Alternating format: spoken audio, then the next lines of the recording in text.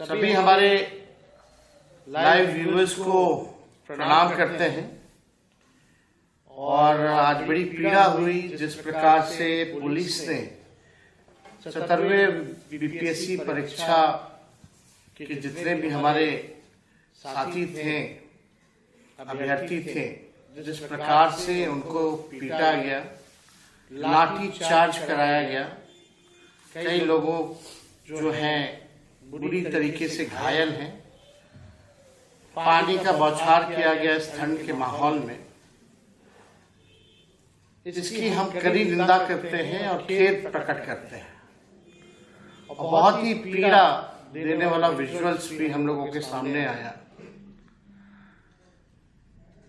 सभी जितने हमारे अभ्यर्थी हैं, मैं उन सभी लोगों से कहना चाहता हूं कि तेजस्वी यादव आपके साथ खड़ा है मजबूती के साथ।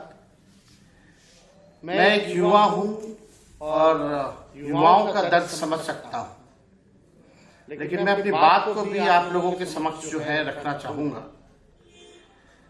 सबसे पहले ये इशू बीपीएससी 77वीं परीक्षा को लेकर के आया कि नॉर्मलाइजेशन को लेकर के लोग जो है आंदोलन कर रहे थे, प्रोटेस्ट कर रहे थे।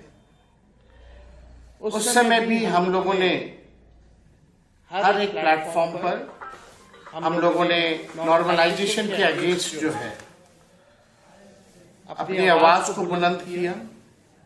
और लगातार हम लोगों ने मीडिया के माध्यम से एक नैतिक समर्थन हम सभी लोगों ने उन अभ्यर्थियों को देने का काम किया।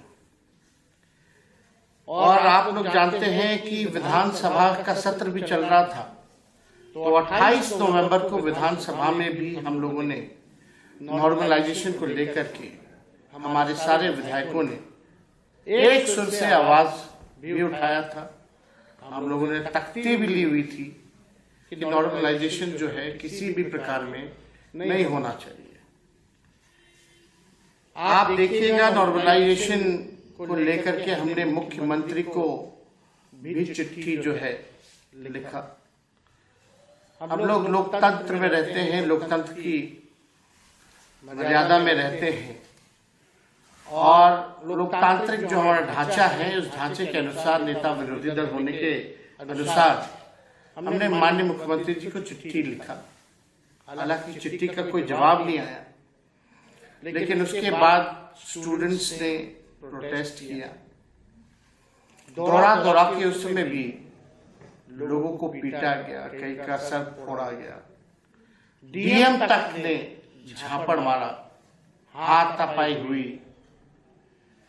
और बाद में उसके बाद जो बीपीएससी है आयोग जो है वो जस्टिफाई करता है कि भाई ऐसी कोई बात नहीं थी, नॉर्मलाइजेशन नहीं होना था। उस समय भी हमने सवाल उठाया था कि 10-15 दिन से लगातार छात्र आंदोलन कर रहे हैं, विधानसभा में ये मुद्दा उठ रहा है, तब क्यों नहीं बीपीएससी ने इसको क्लैरिफाई किया?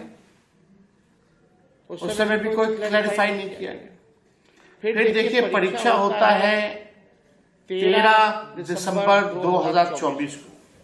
जब परीक्षा हो रहा था तो कई स्टूडेंट्स ने हमसे भी संपर्क किया परीक्षा के बाद कि पेपर लीक के मामले आ रहे हैं, कई सेंटरों में जो है पेपर टाइमली नहीं दिया गया, कई जगह जो है जो सील्ड क्वेश्चन पेपर होता है वो सील्ड नहीं था, पहले से ही टीचर्सों के पास जो है वो क्वेश्चन पेपर पहले से ही मिला हुआ था।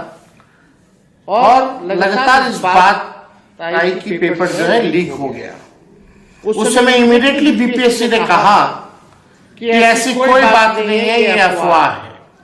लेकिन कुछ छात्रों ने सबूतों के साथ, एविडेंस के साथ अपनी बात को रखा और बीपीएससी को 15 या 16 दिसंबर ऐलान करती है कि जहां 12,000 छात्र बापू सभागार जो स्थल था वहां जो है उस सेंटर का रद्द कर दिया जाता है।